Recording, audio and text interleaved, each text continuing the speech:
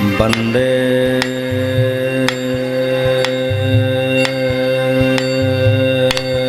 हम श्रीगुरु श्रीयुतपदकमलं श्रीगुरुं वैष्णवांश्च श्रीरूपं साग्रजातं सहगण रघुनाथं नितं तं सजीवम्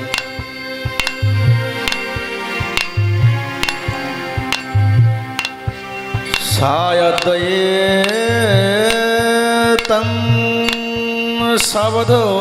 सवधूतं परिजनसहितं कृष्णचैतन्यदेवं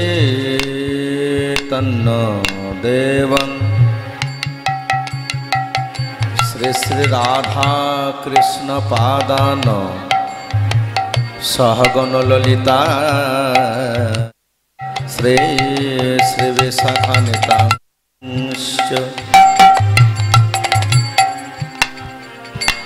वंदे श्री कृष्ण चैतन्य श्री श्री नित्यानंद सहदितो गौरदाय पुष्पवंतो चित्तो संदो तमनद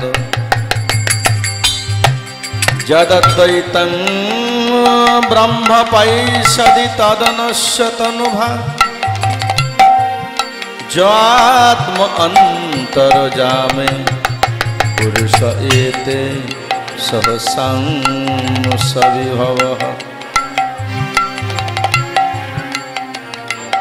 षडैश्वर्य पूर्ण जयेह भगवान सस्वयं न चैतन्यात् कृष्ण जगते परतातं परमः पंचतत्वात्मकं कृष्णं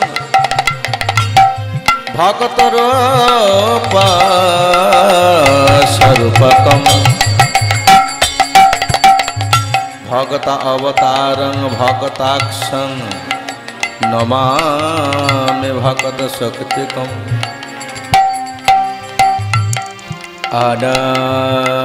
आदारपीत चरिंग चिरा करुणाय अवतीर्ण कलो समर्पयतो उन्नत उज्ज्वल रसं सभक्ते श्रेयम् हरे पुरटा सुंदर दूते कादम्ब संदीपितः सदा हृदय स्कंदरे स्फुरतव श्रे सचिनंदन मूकं करते वाचालं पंगुं लंघयते गिरिं यत्कृपातमहं वन्दे परमानन्दमाधवम्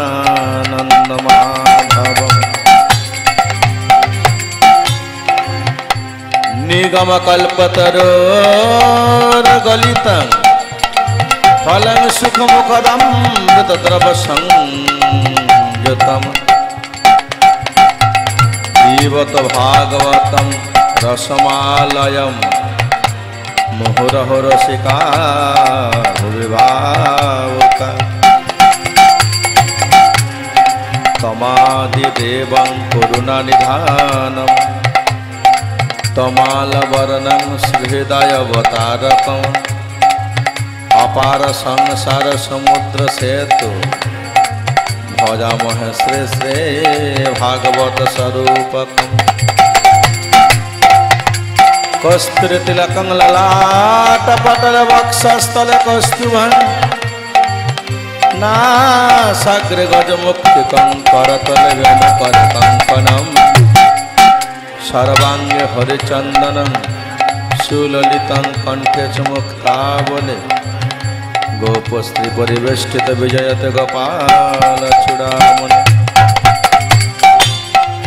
जय जय श्री राधे राधे श्याम मैं हूँ तेरी रास, जन्म जन्म मुझे दीजियो दुर्लभ श्री साध संगवास।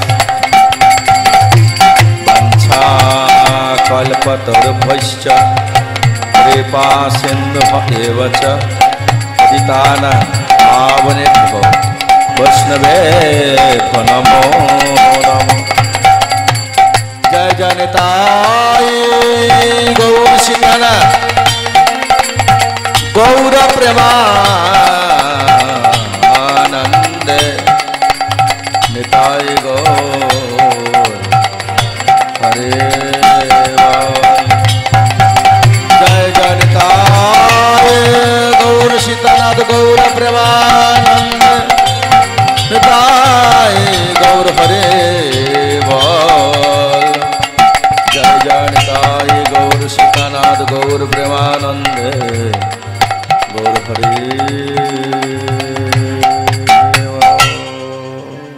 श्री गुरु निताई गौर प्रेमानंदे हरि बोल हरि बोल। जय श्री राधे। जय महाप्रभु।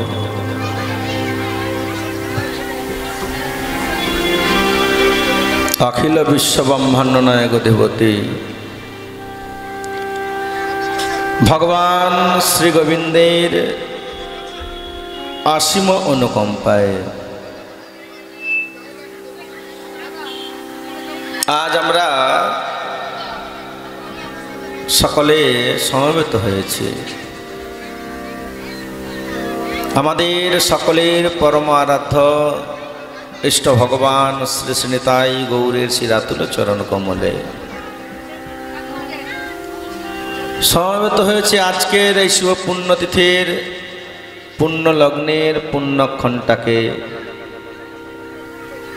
সাধু সঙ্গে ভাগবত অমৃত কথা পরিবেশনের মাধ্যমে তাহা বরণ করে নেওয়ার জন্য।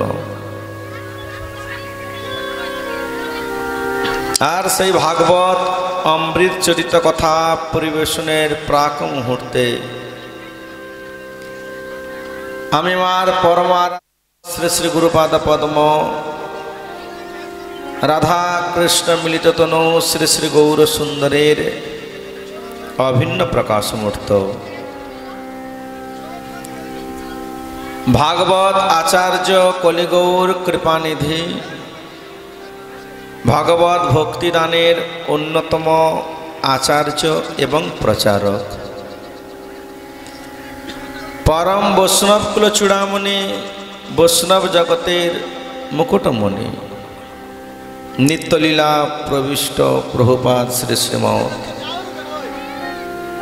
मदन मोहन दास अधिकारी प्रभुर श्रीरातुल चरण कमले जानाई ए वैष्णव दासानुदासेर अनंत अनंत कोटि भक्तिपूर्ण भूल लुंठित दंडवत प्रणति। श्री गुरु निताई गौर प्रेमानंदे हरि बोल हरि बोल हरि बोल। ओगो परम करुणामय श्री श्री गुरु महाराज अपनी जययुक्त हन अपनी प्रसन्न हन আপনার অহৈতুকী কৃপা বাড়ি এ বৈষ্ণব দাসানুদাসের মস্তক পরিবর্ষণ করুন কৃতার্থ হই। তদন্তর সমবেত শুদ্ধ ভাগবত রসপিপাসু ভগবত ভক্তবৃন্দ গৌর ভক্তবৃন্দ কৃষ্ণ অনুরাগী কৃষ্ণ ভক্তবৃন্দ তথা বৈষ্ণব মণ্ডলী ও আদ্যাশক্তি স্বরূপিণী বৃন্দাবনেশ্বরী শ্রীমতী রাধা ঠাকুরানীর অংশ সম্ভূতা ভক্তিমতী মাতৃমণ্ডলী সকলের আতুল চরণ কমলে গিয়ে এক এক করে প্রণাম জানাবার সৌভাগ্য এ দীনদাসের এখনো পর্যন্ত লাভ হয় নাই। তাই আমি এখান থেকে অনন্ত কোটি সাধু সজ্জন ভক্তবৃন্দ এবং অনন্ত কোটি ভক্তিমতী মাতৃমণ্ডলীর শ্রী রাতুল চরণ কমলে জানাই এ বৈষ্ণব দাসানুদাসের অনন্ত অনন্ত কোটি ভক্তিপূর্ণ ভুল লণ্ঠিত দণ্ডবত প্রণতি। শ্রী গুরু নিতাই গৌর প্রেমানন্দে হরি বল হরি বল হরি বল। আপনারা সকলেই জয়যুক্ত হন, সকলেই প্রসন্ন হন। সবাকার রাতুল চরণ ধুলে এ দাসানুদাসের মস্তক পরিবর্ষণ করুন কৃতার্থ হই।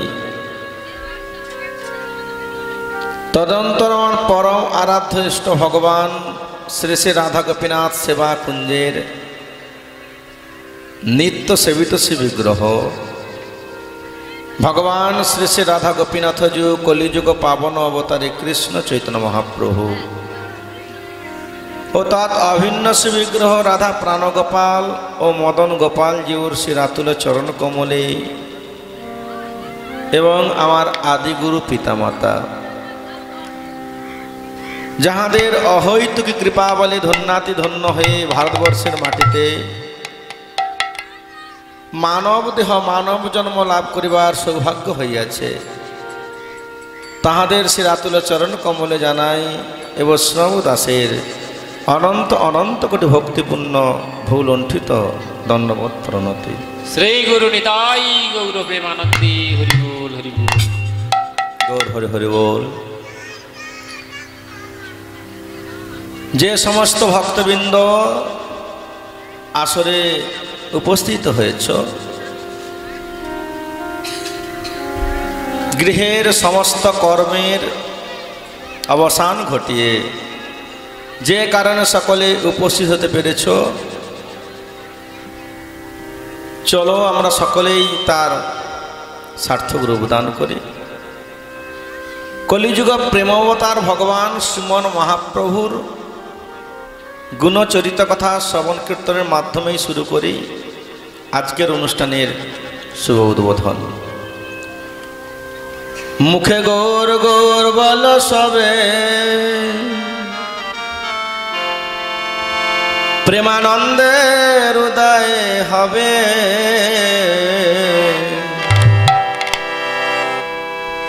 আয় না ছুটে আয় না মেতে, মানব জনম ধন্য হবে। গৌর গৌর বল সবে, প্রেমানন্দের উদয় হবে। আয় না ছুটে আয় না মেতে, মানব জনম ধন্য হবে। মুখে গৌর গৌর বল সবে, প্রেমানন্দের উদয় হবে। আয় না ছুটে আয় না মেতে, মানব জনম ধন্য হবে। গৌর গৌর বল সবে, প্রেমানন্দের উদয় হবে। একবার আয় না ছুটে আয় না মেতে, মানব জনম ধন্য হবে। ও তোর মানব জনম ধন্য হবে, ব্রজে রাধা কৃষ্ণ পাবে। মানব জনম ধন্য হবে, ব্রজে রাধা কৃষ্ণ পাবে। ও তোর মানব জনম ধন্য হবে, প্রেমানন্দের উদয় হবে। মানব জনম ধন্য হবে, প্রেমানন্দের উদয় হবে। একবার আয় না ছুটে আয় না মেতে, মানব জনম ধন্য হবে। একবার আয় না ছুটে আয় না মেতে, মানব জনম ধন্য হবে। মুখে গৌর গৌর বল সব, প্রেমানন্দের উদয় হবে। আয় না ছুটে আয় না মেতে, মানব জনম ধন্য হবে। গৌর গৌর বল সবে, প্রেমানন্দের উদয় হবে। আয় না ছুটে আয় না মেতে, মানব জনম ধন্য হবে। ও তোর মানব জনম ধন্য হবে, নিরানন্দ দূরে যাবে। মানব জনম ধন্য হবে, নিরানন্দ দূরে যাবে। ও তোর মানব জনম ধন্য হবে, ব্রজে রাধা কৃষ্ণ হবে। জনম জনম ধন্য হবে, ব্রজে রাধা কৃষ্ণ পাবে। একবার আয় না ছুটে আয় না মেতে, মানব জনম ধন্য হবে। একবার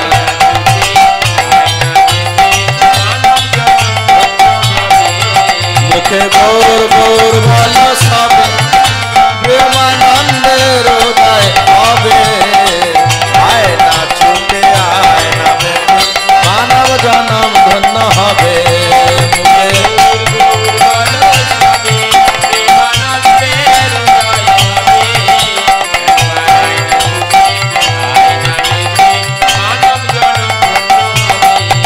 মুখে গৌর গৌর বল সবে, প্রেমানন্দের উদয় হবে। আয় না ছুটে আয় না মেতে, মানব জনম ধন্য হবে।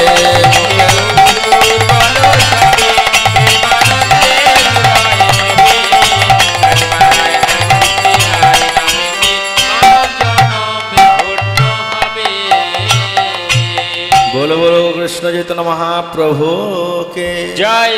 बोलो बोलो प्रेम रता निताई चाँद के जय। निताय गौर प्रेमानंदे हरि बोल। আমরা সকলেই এখন এক মধ্যাহ্নকালীন ভাগবত ধর্মীয় অনুষ্ঠানে আমরা সকলেই উপস্থিত হয়েছি। আর উপস্থিত হয়েছে আজকের এই শুভ পুণ্যতিথির পুণ্য লগ্নের পুণ্যক্ষণটাকে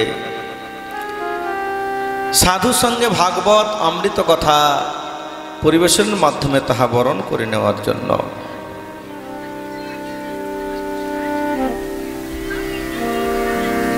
কলিযুগ পাবনবতারী ভগবান শ্রীমন মহাপ্রভু তিনি দাপন লীলা ১০০ বৎসর অতিক্রম করে তিনি কলিযুগের দুয়ারে আবির্ভূত হলেন ১৪০৭ শতাব্দে ফাল্গুন মাসের শুক্লপক্ষের শুভ পূর্ণিমা তিথিকে কেন্দ্র করে নবদ্বীপ মাঝারে নবদ্বীপ বিহারী শচীনন্দন গৌর সুন্দর তিনি আবির্ভূত হলেন কলির জীবকে পরিত্রাণ করার জন্য। সেই ভগবান শ্রীমন মহাপ্রভুর সেই প্রচারিত দিব্য হরিনাম সংকীর্তনকে কলিযুগের চলার পথের পাথেয় করে বহু গ্রামবাসী বহু দেশবাসী ভক্তবৃন্দ কাতারে কাতারে প্রেমে মাতোয়ারা হয়ে গেছে। ভগবান শ্রীমন মহাপ্রভু দাদা নিতাই চাঁদকে এই আদেশ দিয়েছিলেন, দাদা তোমার কাছে আমার একটাই অনুরোধ, তুমি কলিযুগের দুয়ারে গিয়ে প্রত্যেকটা জীবকে আমার এই হরিনাম সংকীর্তন দান করবে। দাদা গো, এ জগতে যত আছে নগর আদি গ্রাম সর্বত্র যেন প্রচার হয় মোর মধুর হরিনাম। আর দাদা সেই নাম বিতরণের জন্য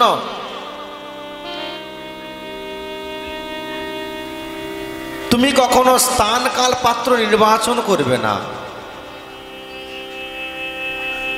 কখনো কার্পণ্যতা আনবে না।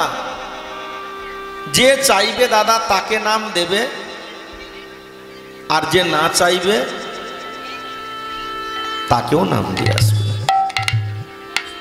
দাদা নিতাই চাঁদ বলল ভগবান শ্রীমন মহাপ্রভুকে, ওরে ভাই গৌর, যে চাইবে তাকে না হয় দেব, কিন্তু যে চাইবে না তাকে কেন আমি নাম দিয়ে আসবো? ভগবান শ্রীমন মহাপ্রভু বললেন, দাদা আমি যে মহাবদান্যায় অবতার, দাদা জানো এর আগে আমি অনেকবার অনেক রূপে অবতীর্ণ হয়েছি, কিন্তু প্রত্যেকটা যুগেই আমি যতবার অবতীর্ণ হয়েছি আমার মধ্যে কার্পণ্যতা স্বভাবটা রয়ে গিয়েছিল। অর্থাৎ যে চেয়েছিল তাকেই আমি দিয়েছি। যে চাইনি সে আমার কাছ থেকে কিছু পায়নি। কিন্তু দাদা আমি যে কলিযুগে মহাবদান্যতা অবতার নিয়ে এসেছি, মহাবদান্যতা মানে জানো দাদা, মহাদানী। মহাদানী হয় সেই জন যেজন নিজের জন্য চিন্তা করে না। কলির যুগে উদ্ধার করার জন্য, কলির যুগে পরিত্রাণ করার জন্য যে দাদা আমি এই কলিযুগের দুয়ারে আমি অবতীর্ণ হয়েছি, প্রয়োজন ছিল না আমার সন্ন্যাস গ্রহণের। তারপর আমাকে সন্ন্যাস নিতে হয়েছে। কেন জানো? আমি সন্ন্যাস না নিলে আমি যে কলিযুগে উদ্ধার করতে পারতাম না। আমি যদি আমার জননী সচী মাতাকে না কাঁদাতাম, যদি আমি আমার বধূমাতা বিষ্ণুপ্রিয়ার চোখের জল না ফেলতাম, আমি যে এই কলিযুগের মহামন্ত্র হরিনাম সংকীর্তনে আমি কলির জীবের চোখে জল আনতে পারতাম না। এজন্য দাদা যে চাইবে তাকেও তুমি দিয়ে আসবে, আর যে চাইবে না তাকেও তুমি দিয়ে আসবে। দাদা নিতাই চাঁদ বলল, ওরে ভাই গৌর, যে চাইবে না তাকে আমি কেমন করে দেব? সে তো চাইনি আমার কাছে। ভগবান শ্রীমন মহাপ্রভু বলল, দাদা জানো, যে চাইবে না তার হাতে ধরে তুমি নাম দিয়ে আসবে। যদি তার হাতে ধরে নাম না নেয় তাহলে আমি কি করব? ভগবান শ্রীমন মহাপ্রভু বলল, দাদা তার পায়ে ধরে নাম দিয়ে আসবে। যদি তার পায়ে ধরেও সে নাম না নেয় তাহলে কি করব? তাহলে তুমি কি করবে জানো? তার বাড়িতে তুমি দাসত্বগিরি করে তাকে নাম দিয়ে আসবে। বলো বলো ভক্ত আসল ভগবান কি জয়। এমন দয়াল ভগবান এর আগে কোনোদিন কোনো যুগে অবতীর্ণ হয়নি যে মার খেয়ে প্রেম দিয়ে আসে।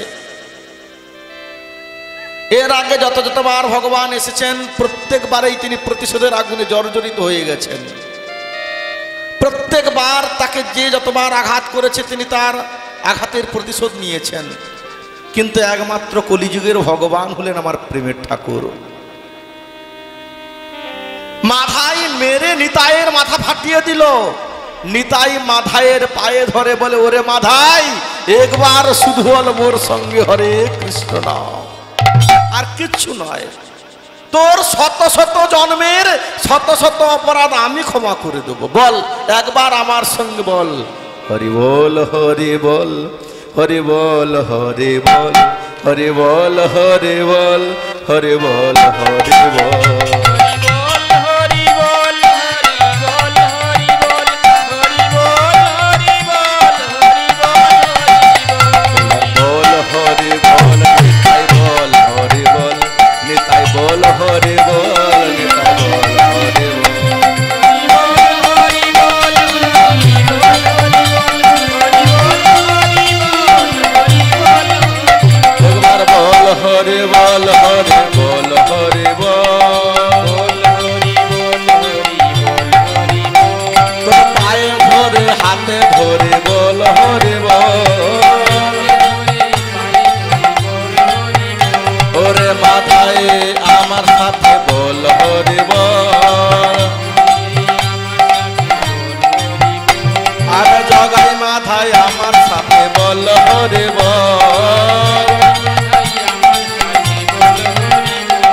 প্রেমানন্দে বাহু তুলে হরি হরি বল,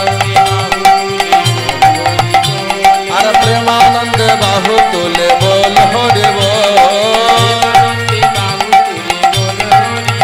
তোদের পিতাম জ্বালা দূরে যাবে বল হরি বল,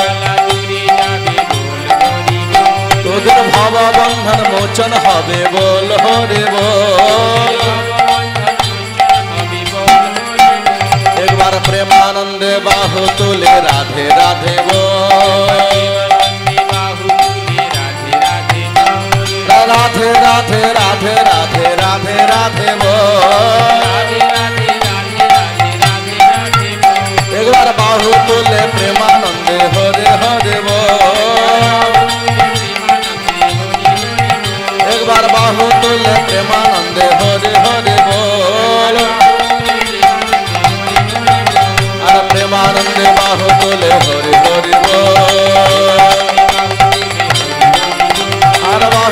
প্রেমানন্দে প্রেমানন্দে হরি হরি বল নিতাই গৌর হরি বল নিতাই গৌর হরি বল নিতাই গৌর হরি হরি হরি বল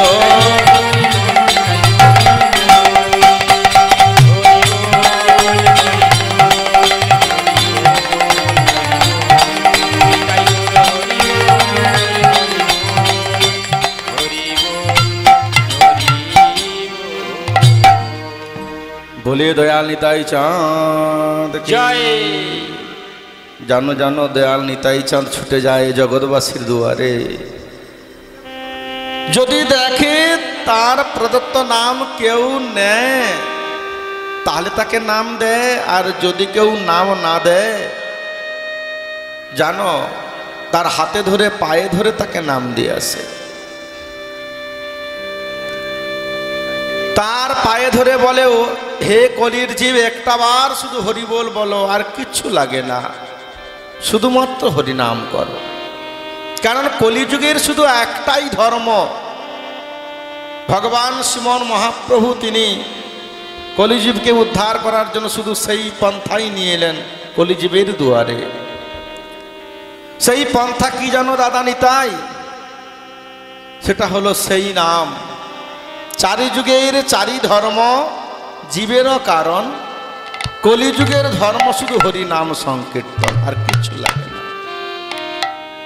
শুধুমাত্র মনটাকে হরির চরণে রেখে হরিনাম করাটাই হলো এই কলিযুগের মানুষের জন্মের সার্থকতা ভগবান শ্রীমান মহাপ্রভুর সেই দৈববাণী এখন জগৎ মাঝারে প্রচারিত আগে তো খুব কম দু এক জায়গায় হরিবাসর হতো ভাগবত বাসর হতো না বললেই চলে কিন্তু এখন দেখো ভগবান শ্রীমান মহাপ্রভু করুণায় কত হরিনামের প্রচার এবং প্রসার বৃদ্ধি প্রাপ্ত হয়েছে এটা দাদা নিতাই চাঁদ এবং মহাপ্রভুর অসীম করুণার প্রকাশ সেই করুণার প্রকাশে ধন্যাতি ধন্য হয়ে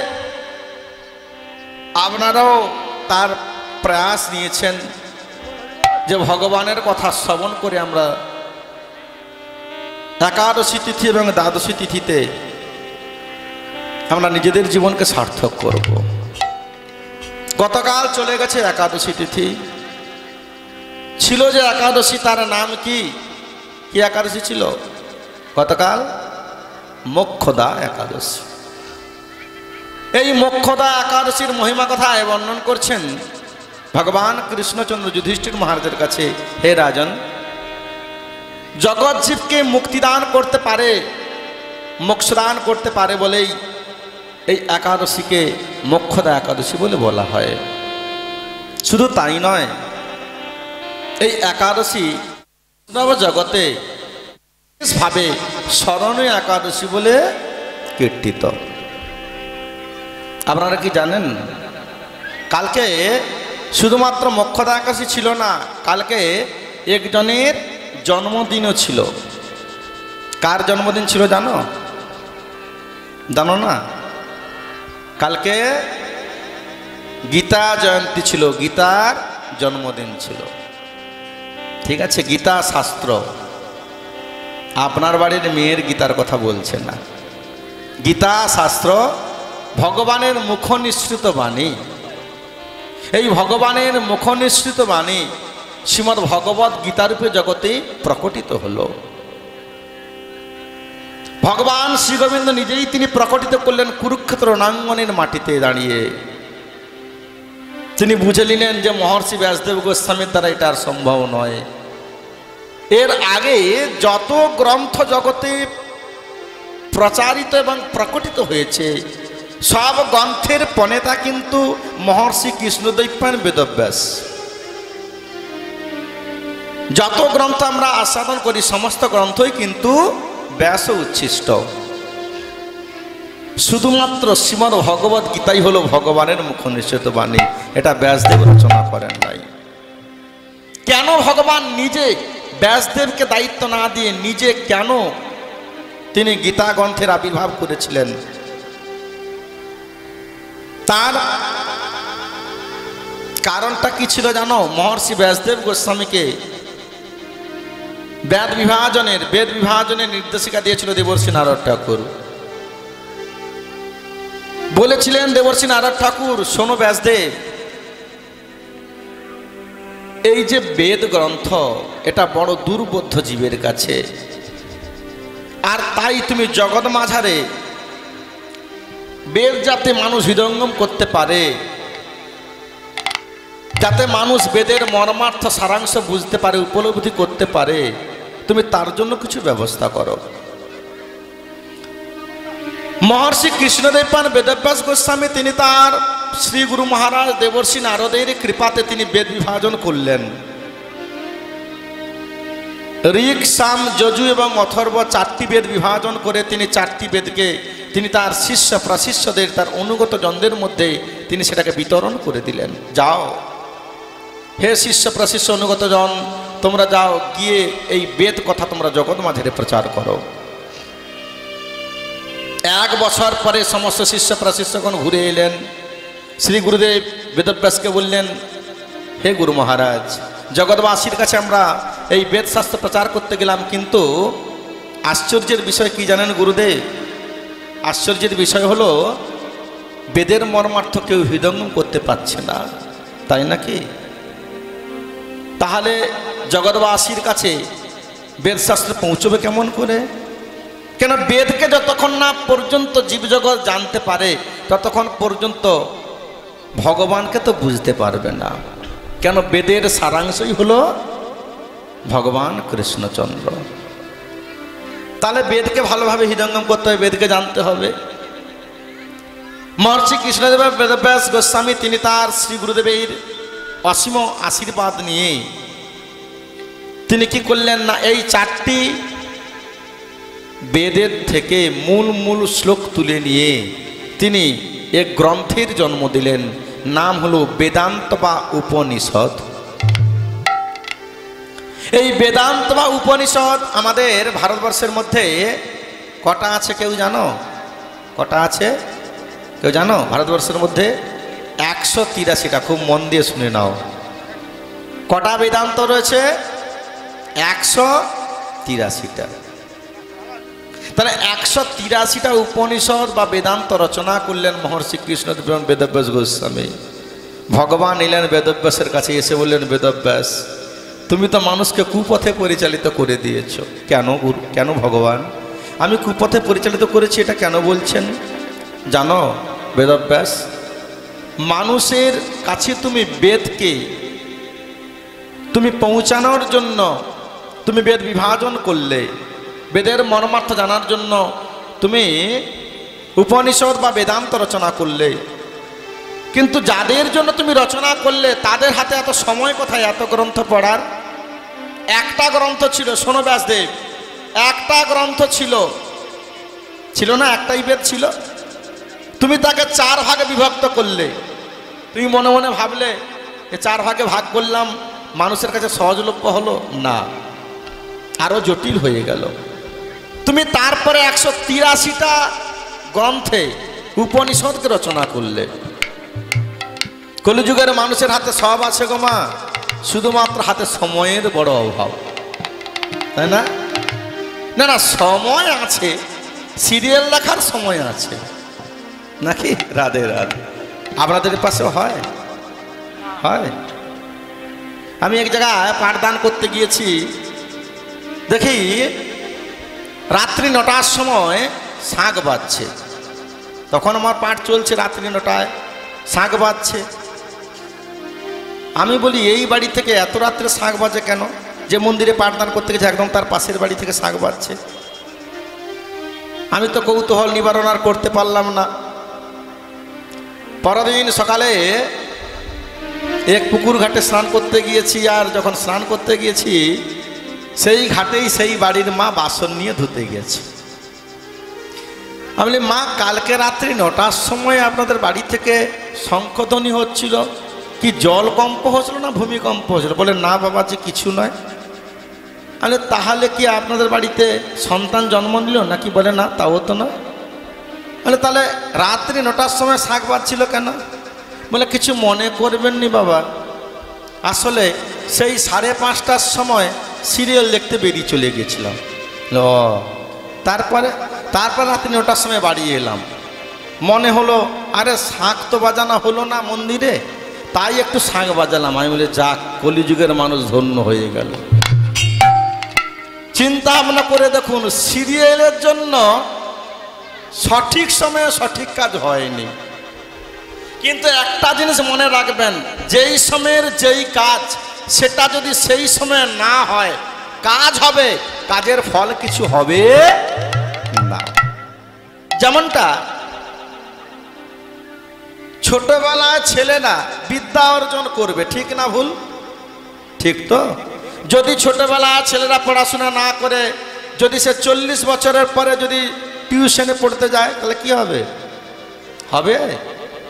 যৌবনে তো ধন উপার্জন তাকে করে নিতে হবে, বৃদ্ধকালে তাহাকে কি করতে হবে?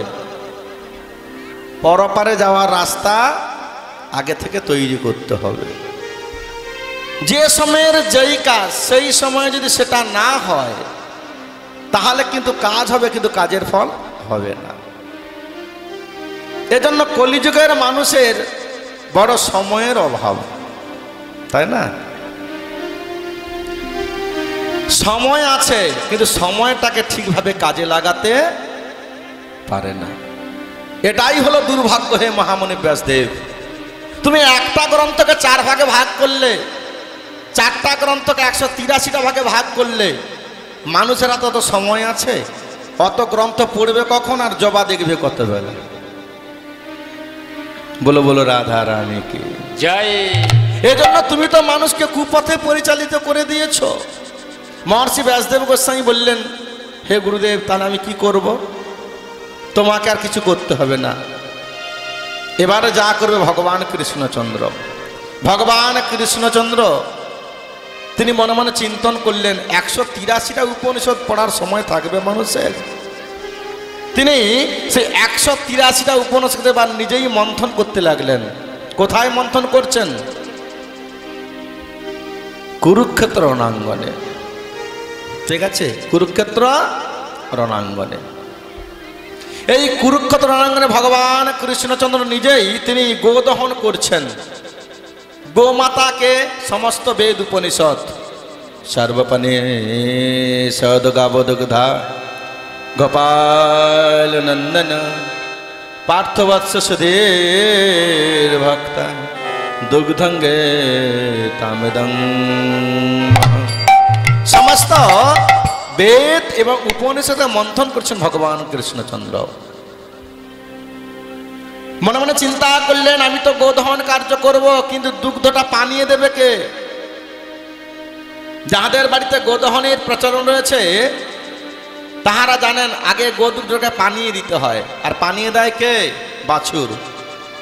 গোবৎস দুগ্ধটাকে পানিয়ে দেয়। ভগবান শ্রী গোবিন্দ মনে মনে চিন্তা করলেন, আমি যে এই মন্থন কার্য করব, পানিয়ে দেবে কে? তিনি অর্জুনকে নির্বাচন করলেন। অর্জুন, পার্থ, তুমি হবে বৎস। পার্থ বৎস দুধ পানিয়ে দিল। এবার দুগ্ধ ভগবান শ্রী গোবিন্দ তিনি আহরণ করছেন। দুধ আসছে, দুধ হলো সার বস্তু। শ্রীমদ্ ভগবত গীতা, দুগ্ধং গীতামিদং মহা। শোনো, এই যে দুধ স্বরূপ সার বস্তু আসছে, এটা কিন্তু সকলে কিন্তু এটা গ্রহণ করতে পারবে না, সকলে এটা নিতে পারবে না। কারা কারা নেবে? ওই শ্লোকের মধ্যেই দেওয়া আছে, সুধী ভক্তা। কারা কারা নেবে? সুধী ভক্তা। সুধী ভক্তা কারা? সুধী ধৈদিগ্যই ধি, দন্তস্য সু, ধৈদিগ্যই ধি, ধৈদিগ্যই ধি। ধি মানে বুদ্ধিমান, সুধী মানে সুবুদ্ধিমান। যারা বুদ্ধিমান তারা দুধ নিতে পারবে না। দেখবে, মদ বিক্রি করতে গেলে আপনাকে কোনো পরিশ্রম করতে হবে না, ঠিক আছে? দুধ বিক্রি করতে গেলে মাথার ঘাম পায়ে ফেলতে হয়, তাই না? সকালবেলা গোয়ালা দুধ নিয়ে হাঁক মেরে মেরে যাচ্ছে পাড়া পাড়ায়, দুধ নিবে গো, দুধ নিবে দুধ, বলে কত করে, বলে 40 টাকা লিটার চলছে, 20 টাকা লিটার হবে না? তাহলে চিন্তা করে দেখুন, দুধ বিক্রি করতে গিয়ে দাঁড়ে দাঁড়ে ঘুরে ঘুরে গোরস বিক্রয় করতে হয়। কিন্তু কলিযুগে এমন একটা দোকান আছে, তার ঝাঁপ তাড়াও নাই, আর কোনো লণ্ঠনও নাই, হার কিনো নাই, আর টিউবলাইটও নাই।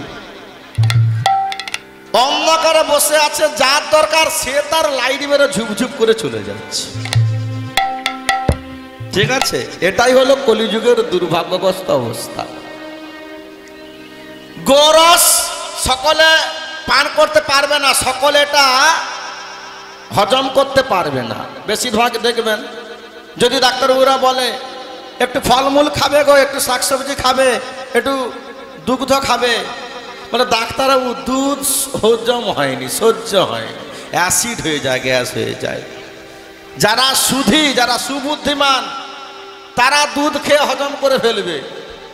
ঠিক আছে, আর তা না হলে বেশিরভাগই দেখা যায় দুধ বিক্রি করে, বলবো দুধ বিক্রি করে পচা চিংড়ি কিনে আছে, ভোলা মাছ কিনে এনে খায়। ওরা শোন, এটা নিয়ে যা বাজারে, 2 কেজি দুধ বিক্রি করে ভোলা মাছ কিনে আনবি। তার মানে চিন্তা ভাবনা করে দেখুন, কি বিক্রি করতে গিয়ে কি কিনে আনছে। এজন্য ভগবান কৃষ্ণচন্দ্র তিনি বললেন, এটা সকলের জন্য নয়, সুধী ভক্তা দুগ্ধং গীতামিদং মহ, সকল নিতে পারবে না, সুবুদ্ধিমান জন তারাই এটা গ্রহণ করবে। ভগবান সেই গীতামৃত তিনি নিয়ে এলেন জগৎ মাঝারে তার মুখনিসৃত বাণী করে, আর সেই গীতা তিনি অর্জুনকে শুনিয়েছিলেন কবে? এই মুখ্যদা একাদশীর দিন। ঠিক আছে, এই জন্য এই একাদশীর দিন গীতা জয়ন্তী বা গীতার আবির্ভাব দিবস বলে এখনো পর্যন্ত বৈষ্ণব জগতে প্রচলিত হয়ে আসছে। বলো বলো মোক্ষদা একাদশী কি জয়, বলো বলো ভক্তবৎসল ভগবান কি জয়, बोलो बोलो गीता जयंती की जय। निताय गौर प्रेमानंदे हरि बोल। श्रीमद् भगवद गीतार प्रथम अध्याय अर्जुन विषाद योग। से अर्जुन विषाद योगे प्रथम श्लोकेई धृतराष्ट्र वर्णन करेছিলেন সঞ্জয়ের কাছে। धृतराष्ट्रवाच धर्मक्षेत्र कुरुक्षेत्रे समवेता जिदुत्सवः मम का पांडवाश्चैव किर्मगौरवत संजय। धृतराष्ट्र বলছে সঞ্জয়কে, সঞ্জয় তুমি তো দিব্য দৃষ্টির অধিকারী পেয়েছো, তুমি নিশ্চয়ই জানো যে আমার পুত্রগণ আর পাণ্ডবদের পুত্রগণ কুরুক্ষেত্র রণাঙ্গনে উপস্থিত হয়ে তারা কি করলো।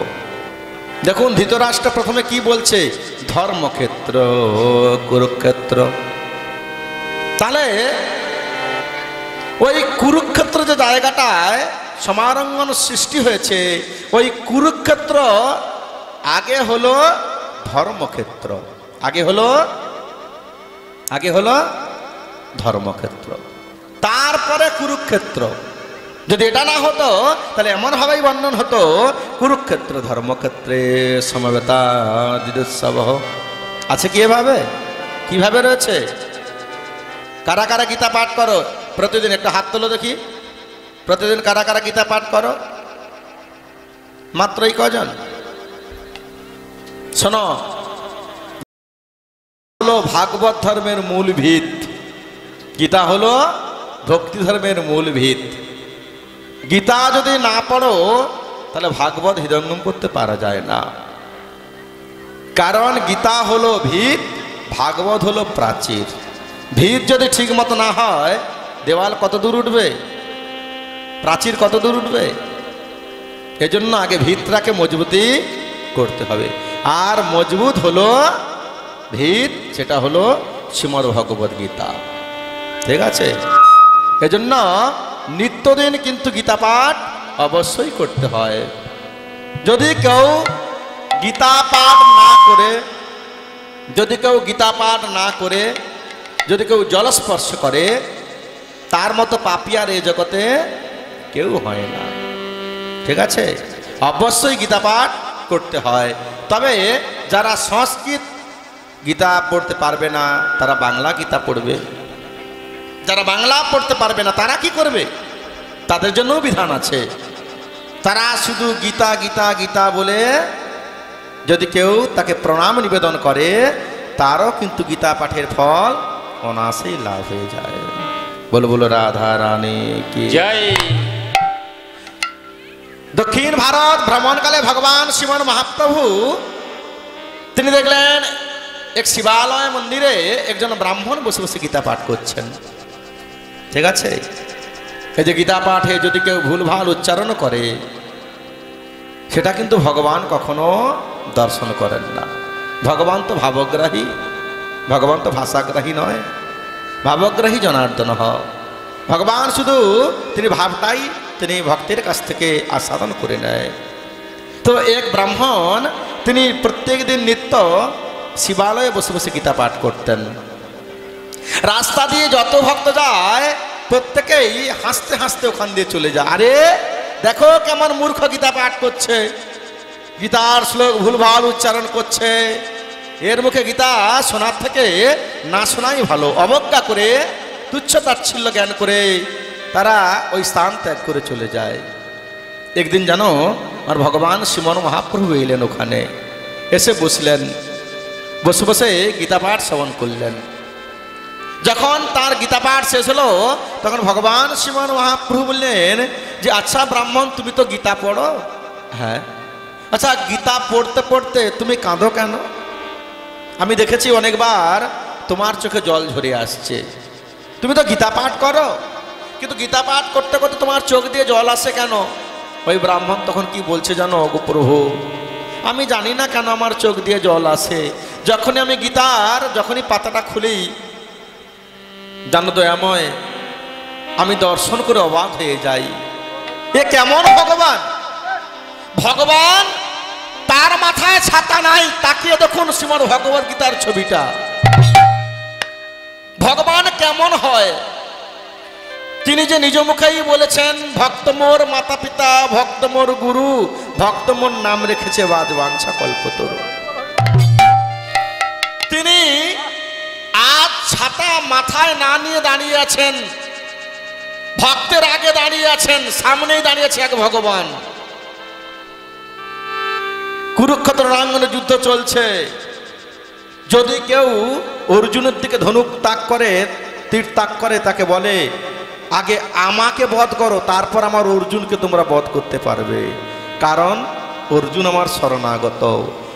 এ জগতে যেজন আমার শরণাগত হয় তার সমস্ত বিপদকে আমি একমাত্র উদ্ধার করে থাকি। বলবো রাধা রানী কি জয়। এজন্য তোমরা কখনোই আমার অর্জুনের কোনো ক্ষতি করতে পারবে না। তাকিয়ে দেখো শ্রীমদ্ ভগবদ গীতার সেই চিত্রপট। ভগবান তিনি সামনে দাঁড়িয়ে আছেন, মাথায় কোনো ছাতা নাই, কিন্তু তার ভক্ত অর্জুন পার্থ তিনি দাঁড়িয়ে আছেন, তার মাথায় ছাতা দেওয়া আছে। জানো জানো গো প্রভু দয়াময়, আমি শুধু অবাক হয়ে ভাবি এ কেমন ভগবান। ভগবান কই আগে নিজেকে বাঁচাবে তা নয়, তিনি আজকে ভক্তকে রক্ষা করার জন্য নিজেই যুদ্ধের সামনে তিনি বুক আগলে দাঁড়িয়ে আছেন। আগে আমাকে হত্যা না করে তোমার অর্জুনের গায়ে কোনো ক্ষতিও করতে পারবে না।